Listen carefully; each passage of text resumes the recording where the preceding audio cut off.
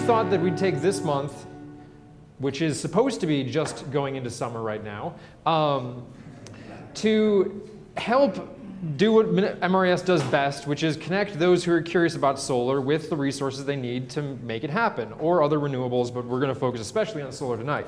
So we set up a sort of dual tag team presentation here between myself, Eric Jensen, I'm the current board chair of MRES, and another board member, Mark Weber.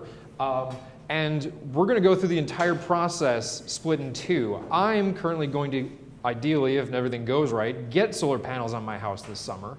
And Mark already has them. So I'll go with the ABCs, the aspirations, the budgeting, and the contract signing. And then I'll hand it over to Mark to go from there. So in essence, you'll have the breadth of an entire get solar yourself experience. Let's kick forward. All right, so where I'm at. Well, I caught the fever, the solar fever. I did a bunch of homework because I'm a nerd and I love doing that, but any good consumer will do their homework for especially a large purchase like this. I figured out the financial aspects of this adventure, this endeavor, and then I ended up right now deciding on an installer and signing a contract. And from there, I'm currently in the waiting zone of Excel approving my request for an incentive. Next slide. So basically, the only cure for my meat fever is more solar. I'm trying not to have too many bad jokes in this, but there's going to be a few. So basically, I did what probably all of you have done. I read stories, I talked with people, shared interests. I got involved with MRES. I got really, really involved with MRES, going from not even knowing what the organization was 4 years ago to being the current board chair today. So, your results may vary in getting involved with MRES, but it's been a huge resource for me to see installations, hear about them, and learn what's all going on. And then basically, over the past few years, I've been just focused on keeping the idea alive. I haven't put it on a shelf and forgot about it, even though when I first started, I was a renter, and I really had limited options. We're hearing about things like community solar these days, but 4 years ago, that was just aspirational. You could think up ideas, and everyone kind of likes coming up with some scheme to make what they want happen, but in reality, I had nothing before me when I was a renter. But when I did look to buy a home and I had the opportunity to do so, one of the things I thought of that kept the idea alive was looking at a house and thinking, does solar make sense at this property? Because I want this is a value to me. It's just as important as if the furnace is up to date, or the garage has enough space, or there's the proper alignment of bedrooms and bathrooms. To me, a roof that could handle solar was important. From there, I went on to doing my homework. I started checking out installations. Thanks to MRES and the solar tour of the past few years, I was able to go to countless installations every fall, talk with the owners, understand their experience, understand their sort of costs, who did they have hurdles, what were their delays, what was anticipated and what was unanticipated. And just as often, or actually more often and more easily available, I reviewed online information, which was the MRES website. There's that extensive links and resources page on there. The CERT's website proved to be very helpful with their case studies. That's the Clean Energy Resource Teams. And then various installer websites turned out to be pretty good. It was a little bit hit or miss. You always can sort of tell who's new to the scene and who's been around for a while. But the longer the installer tends to be out there, the more they put kind of examples on their website. And I could see what it looked like. And ideally see some sort of estimates of costs and start wrapping my head around that aspect. From there, once I felt pretty comfortable about it and was sort of getting in that itch mode of I'm not really doing anything, I'm just kind of surfing the web a lot, I decided I needed to take a couple of steps forward. So I did what I've been referring to my friends as the glance test, which is I went outside, I looked up at my roof at morning, noon, and night and went, okay, does this make sense? And I noticed in the morning, sunny. In the afternoon, sunny. In the evening, a little shade from a tree. But that was about it. So I felt pretty solid that I had made a good decision and that I was ready to move forward to the next step. The next step was the virtual site assessment, which was, as it sounds, sort of this satellite thing where actually an installer that I've been discussing the idea with looked at my property via satellite imagery. Think Google Maps, but installers tend to have a more advanced version that gets a little bit tighter and allows them to do some extra stuff with it. And I had basically a simple report given to me by one of the installers that explained, this is an estimate, we're not even talking panel size, but just based on square footage. And they identified, again, that tree that my neighbors have in their yard that kind of shades a little bit of my roof in the evening as being a potential thing I needed to keep in mind. So through this, I've gone from basically naive to now having a pretty good idea of what I can put on my roof. Which means the last step was getting the MRES site assessment, which fortunately timing-wise, MRES had just started doing these site assessments about a little less than a year ago. But I had always been kind of dragging my feet because I knew a site assessment, was a cost to an installer, and if I was not ready to go forward, it seemed kind of a mean thing to do. I'm Minnesota nice like that.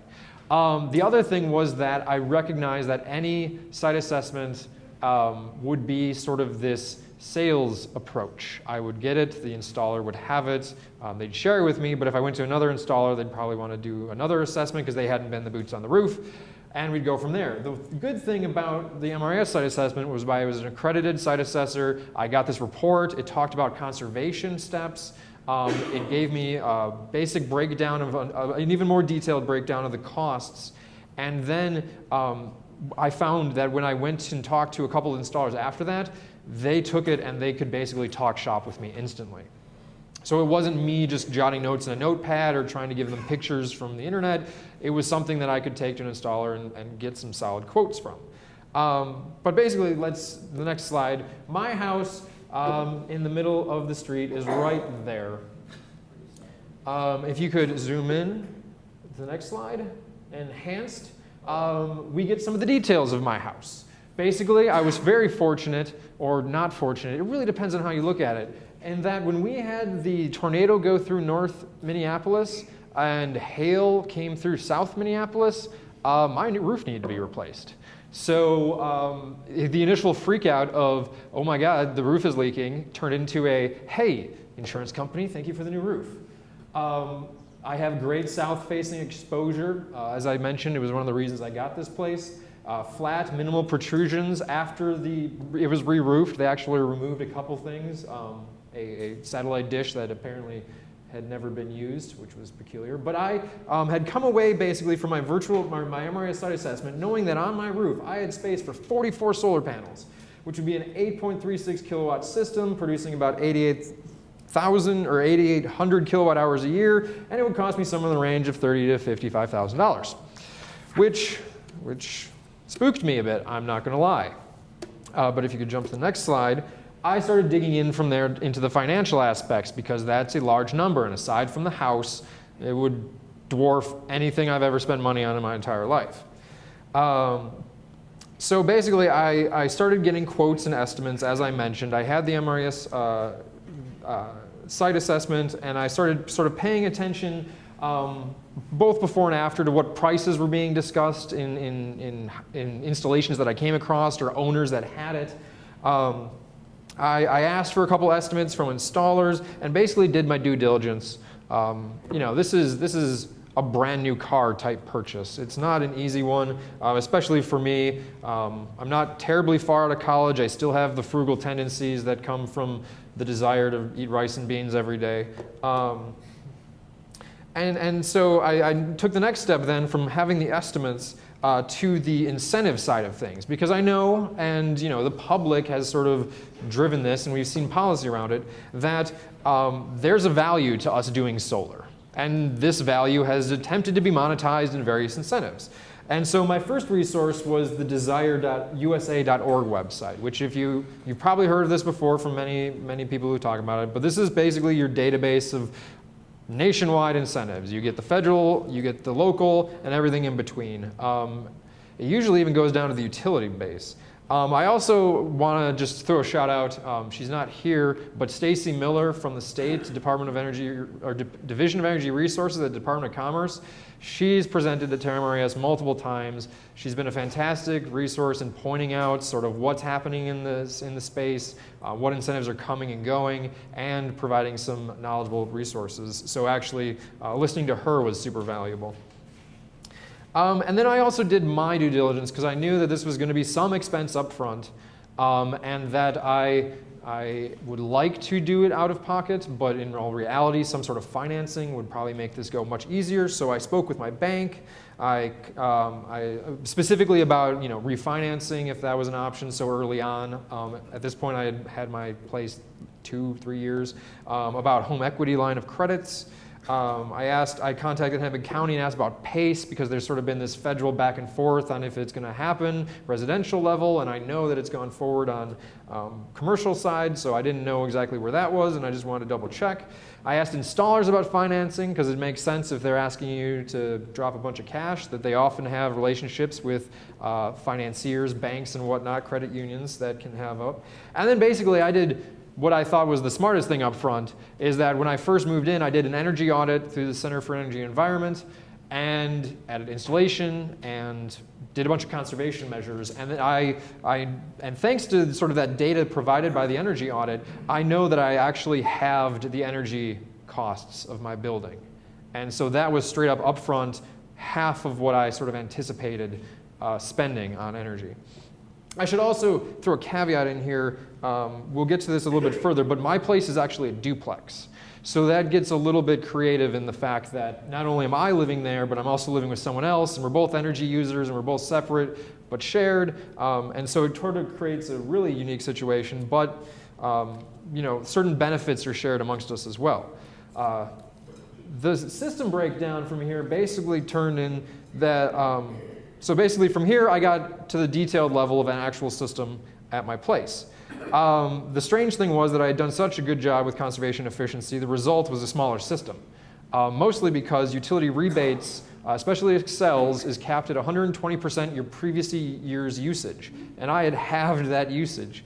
And I also had a unique situation with the duplex where there's a right of metering in Minnesota that Excel explained to me in very legalese terms, but that just means that I have to go both pay attention to the 120% rule. I also have to pay attention to that on each side. So the end result of that was that I would have to get 2 systems on my place, completely separate, completely independently metered and hooked up to the fuse boxes and everything. The result was that my renter, who turns out to still be more of an energy hog than me, could get 13 panels, or 2.47 kilowatts. My system, I'm so proud of this number, would be 6 panels. I live on 6 panels of solar. That's my energy use for a year. But that would be completely ridiculous because at that point, the cost of the inverter and the installation expenses for that system alone start shifting the number upwards. It's the economies of scale aspect. So I ended up deciding on 12 panels for my renter, 2.28 kilowatts, and I'll be honest, there was a little bit of sort of the look of it that came into play. 13 panels is a weird shape on my roof. 12, I can just do a postage stamp, shove it in the best spot, and leave the rest of my roof because we all know solar's gonna get cheaper. I also want solar hot water. I want space on my roof for future projects. So the end result was this 12 panel system that I decided on. From here, I went on through the process of, did we jump forward too far? Or did I not save the right? Shoot. Okay, we'll get to the next slide. Okay, next one. We'll jump back to the choosing the installer part. But basically, at this point, I had chosen an installer, and I ran this financial breakdowns of my little 12-panel system. The net system cost was going to be around 15 grand, which is definitely a little bit easier to swallow after seeing 30 to 55. My system that I went with was going to be a 10K solar. The panels were going to be made in Bloomington by 10K Solar. So there was this local benefit. It's a known product that I've seen in action. The downside sort of being was it is a higher dollar per watt cost. Made in Minnesota has yet to sort of track down and catch up with the nationwide and global standards. or the global bar set. And then there is a little bit lower efficiency of these panels, and by that I simply mean that on the, it's something along the lines of like 2.5 by 4 foot panel, it's 190 watts each, whereas other panels can be 210, 220 watts. So basically it's lower efficiency on a watt per square foot basis, but as we talked about, or as I mentioned, I could fit 44 panels, so I'm not really in need of huge space. Thankfully, the Made in Minnesota bonus, which sort of recognizes that value of local jobs and local economic benefit, gives me $5 per watt, or actually, since the installer is the price the installer is able to do it is so low, it's actually capped at 60%. So it's $5 per watt or 60% of the final cost, whichever is lower. So mine was actually the 60% at about $9 grand. And the other unique thing about it is when it turns out when you go Made in Minnesota, you get it over 5 years now. So I get $1,800, a check from Excel for $1,800 over each of the next 5 years. The federal tax credit was an interesting one, 30% after utility subsidies in most cases. The language on the form specifically states that you have to take into account utility subsidies in one way or another. You either reduce the gross upfront cost or you claim it as income, because basically, Excel's paying me for the RECs, for the energy. So the unique thing about my system is that because it's a duplex, because this is going on the renter's side, and I can consider depreciation as part of this, I can actually claim the Excel rebate as income and take the full federal tax credit of about $4,500 and then use the depreciation aspect of it to get around the lessening the cost up front.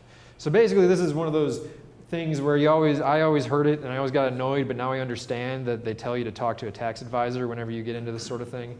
So if you have one, I strongly recommend talking to them because mine helps me wrap my head around the fact that I could use the depreciation to sort of leverage my incentive a little bit better.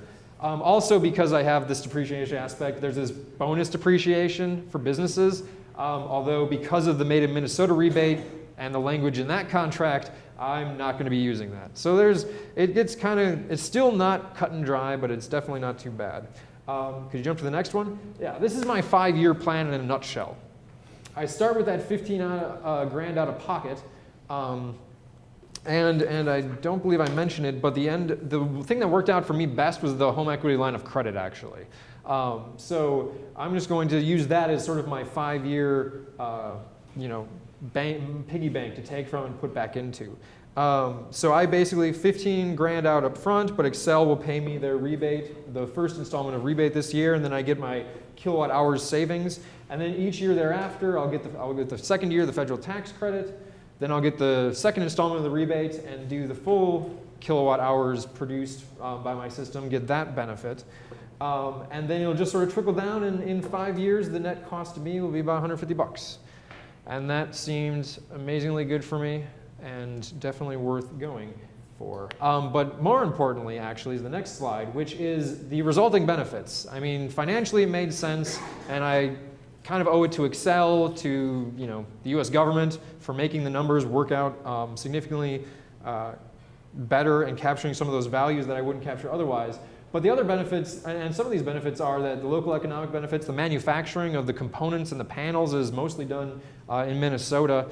I believe Mencia has pointed out there's some 50 to 80 companies involved in the solar panel and resulting equipment manufacturing process. I'm looking to Jan to verify that. 100. So bits and framing and glass and all these aspects, they're going into these panels, films. A lot of, especially Made in Minnesota panels, is driving this economic benefit. Plus the installer, they're local. We don't see too many out-of-state installers happening in Minnesota, although that could change in the future. But I do sort of value that I knew the installer, I know where their office is, I can walk over there and hang out if I really want to. The pollution benefits really made me kind of feel good about this, and by kind of I mean really made me feel good about this. 3,300 pounds of CO2 reduced a year, 5 pounds of SO2, 4 pounds of NOx. half a pound of particulate matter, a little bit of mercury. It gets kind of weird going into this. Half an ounce of nuclear waste offset by my panels. It gets kind of weird when you get down to the small numbers by that, but the things of like 22 milligrams of mercury, that's actually a massive impact. That's significant educational limitations for a kid in Minnesota. Half an ounce of nuclear waste, I mean, sure, it's tiny and can fit in a Dixie cup, but that's going to sit there for 10,000 years and need to be lead lined and stored. So getting those off, and then of course, because of the duplex, I have effectively a stronger rental property. When I have my renter go and move on to his next location, I can post and say, hey, this location is so many square feet, bedroom, bathroom, hardwood floors, and panels on the roof. You're solar powered through your rent. So it works out pretty well. And then the last slide that I mistakenly mixed up was choosing my installer.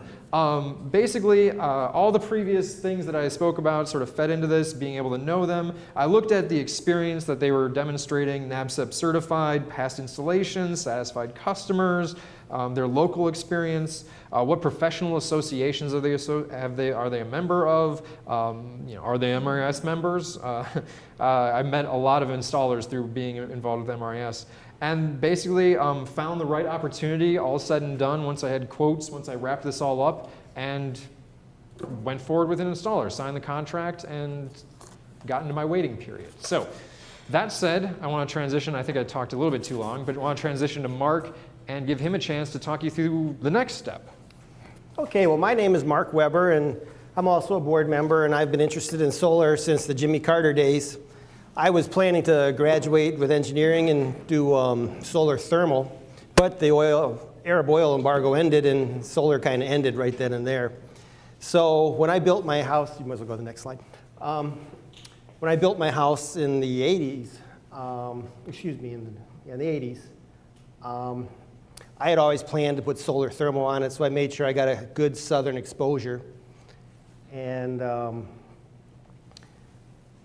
so from that, I really never did anything with it after that. But 3 or 4 years ago, we were having those heavy snowfalls, and I've been watching the snow on my roof, and you could see where it was kind of collecting up there. And I was getting tired of that, and I wanted to make sure to modify my roof to get rid of that snow. And that also, looking at your roof and owning a house, you kind of know when the end of the roof is coming. So I figured I had maybe 5 years worth of roof left.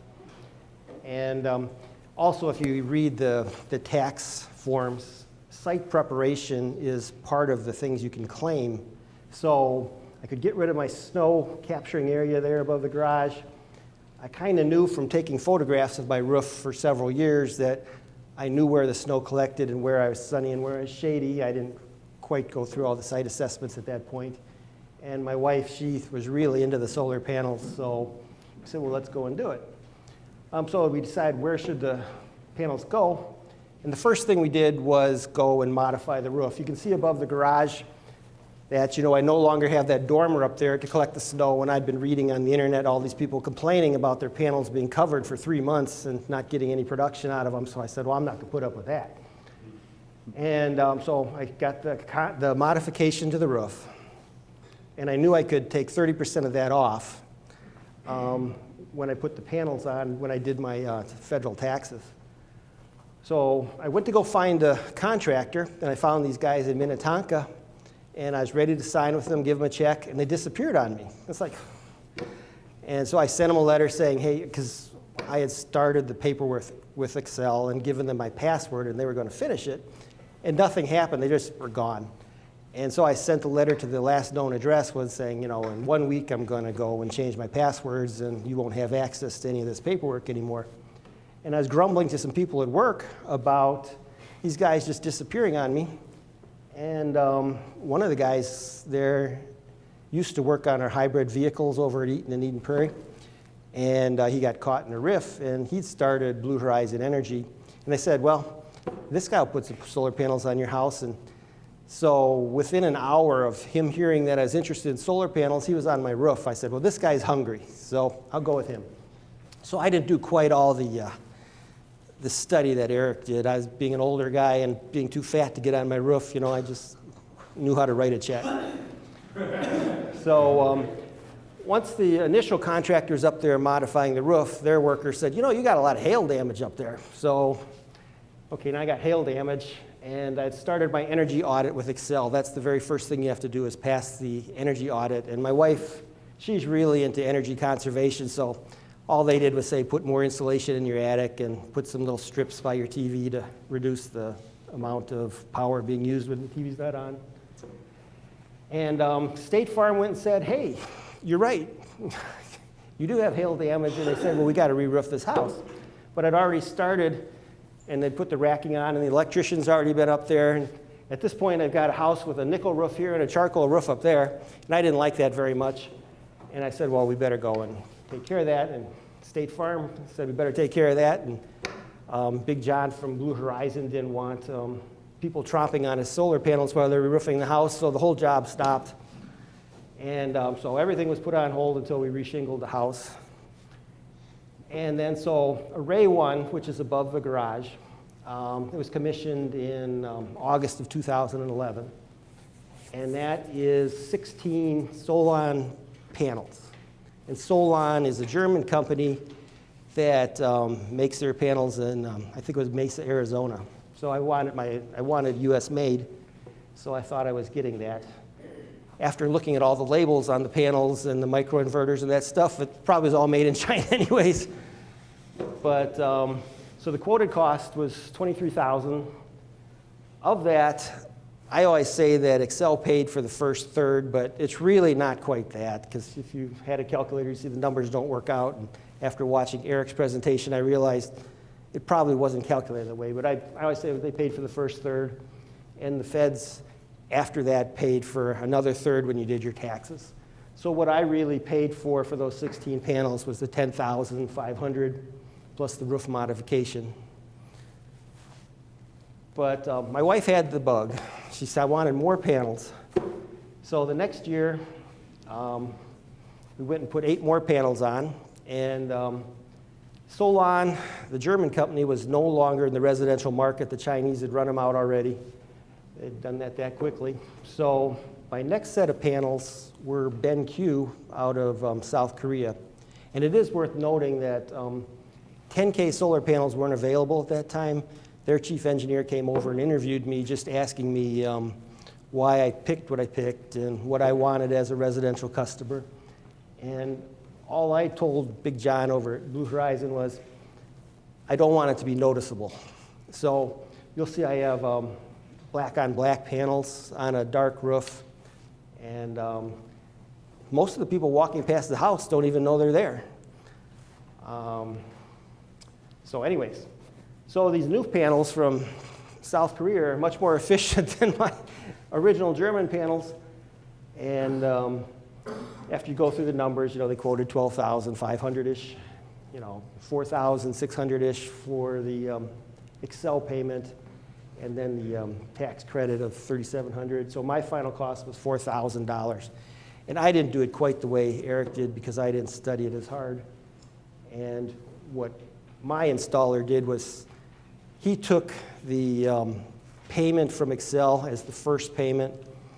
So, you know, I never saw the Excel payment, and I'm not doing anything with my taxes based on getting this 5-year payback. So I just, you know, wrote the checks for that amount, plus the tax credit. Then I got it back for when I did my tax credit. But so what does it do on my house? So I put, you know, almost 3 years worth of data here, and the red line is my Excel bill. And you can tell that, you know, so you can kind of see how much energy my house used. And then I have microinverters on my house. And so every month they go and show what's being generated. And you can see that, you know, as there's more sun, you know, I generate more power. And then my Excel bill goes down. So this is actually the zero line here. So you can see there's been some months where I have gotten a credit or a check from Excel. I would say, if you asked me, that it basically generates $60, $70 of energy per month. And it's a really nice deal. And it's kind of habit forming because with the micro inverters, you can just go to the microinverter website and see what your system's actually doing.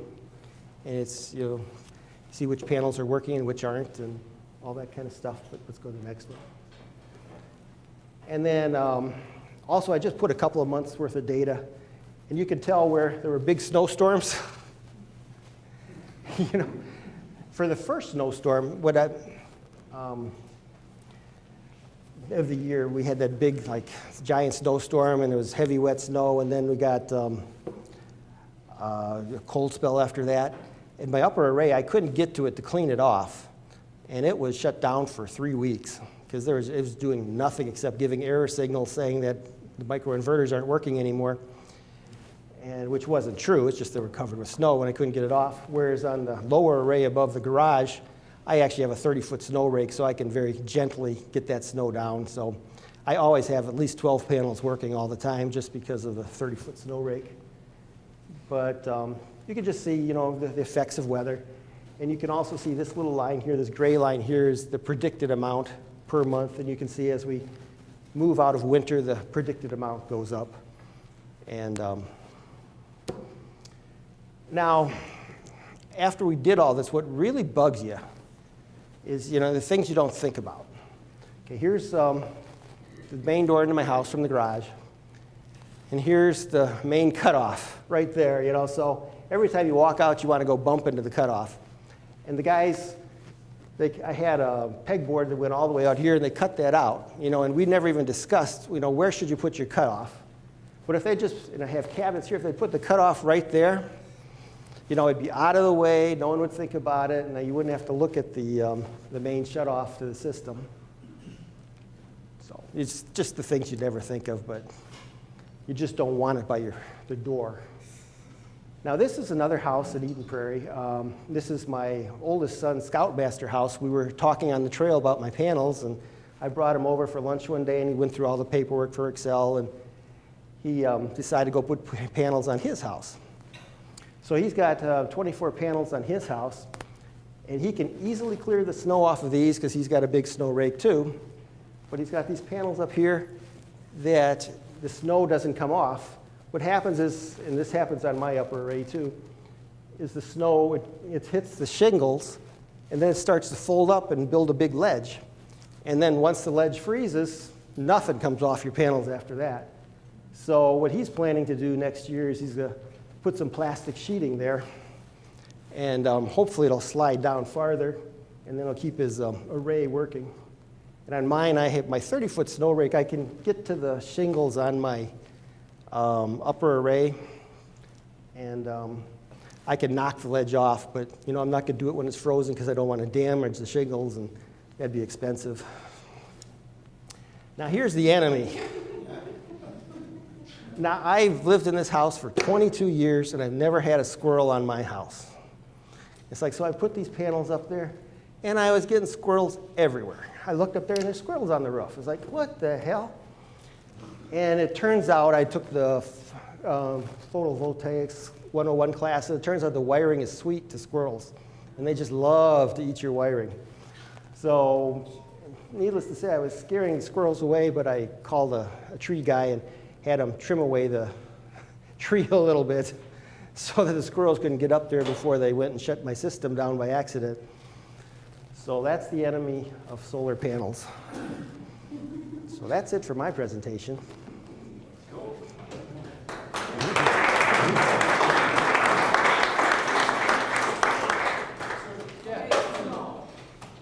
Now, if it isn't a heavy, wet snow, won't the snow normally just come off by itself? Now my roof is, these guys can tell me about the pitch, Okay. but it's 28 to 30 degrees, and it does come down on my garage, but it gets stuck on the gutters. So I've got the snow rake, so I just keep bringing it down every once in a while.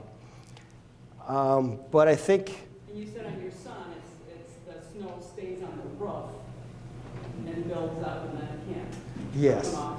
Right. So I personally say if you're going to put solar on your house, put it as close to the edge as possible so it slides down.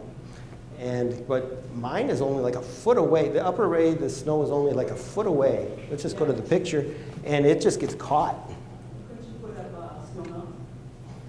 I'd be afraid to put that on my roof, but I work with this one guy who builds the Houseby cement mixer. He's got lots of laser cutters, and I was thinking about having him cut me a nice aluminum sheet and paint it black, and then wire it to my framework up here, and then maybe it'd slide down, but that sounds like a lot of work, so I'll just go and take my 30-foot snow rake and stand right there and knock that ledge down. And as long as you keep the ledge from building up, then the snow will slide down, but it's... Can you put the chart back up of the production? Because I think if you look at how much you're really losing in the winter because of snow, it may not be that big a concern compared to what you're getting in the summer. Of course, it's something, but... Well, and I can understand pitch. Well, after that first snowstorm, after being shut down for 3 weeks, I was so upset that I went up on the roof with my 15-foot with a snow rake and started pulling it off the upper array. And then I realized, as I pulled it off, I was putting on the path to get back down again. It's like, oh, this was really stupid. And then my wife comes driving up. She looks at me like, how dumb are you? You know? So she didn't talk to me for 2 days because she figured I'd fall off the roof and break my leg. So I never did that again. I got a question, maybe installers might want to say something about a ground mount system.